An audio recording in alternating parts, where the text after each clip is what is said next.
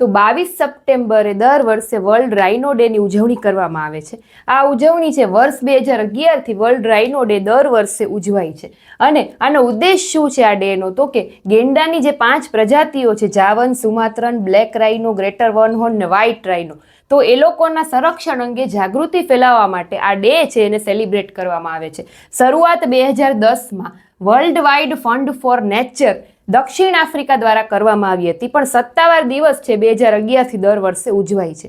હવે state of the Genda report 2025 જે આવ્યો એમાં જે 5 પ્રજાતિઓ છે, જેમ કે જાવન છે તો એની 50 સંખ્યા આવી, સુમાત્રન તો 34 થી 47 સંખ્યા, બ્લેક તો 6788, ગ્રેટર વનહોર્ન રાઇનો તો કે 4075 છે અને વ્હાઇટ રાઇનો તો કે 15752 જોવા મળ્યા. હવે 2011થી ભારતમાં આસામમાં પણ પ્રોજેક્ટ રાઇનોની શરૂઆત કરવામાં આવી. તો વર્લ્ડ રાઇનો ડે ક્યારે ઉજવાય છે? તો કે 22 સપ્ટેમ્બર. આટલું યાદ રાખજો. Thank you.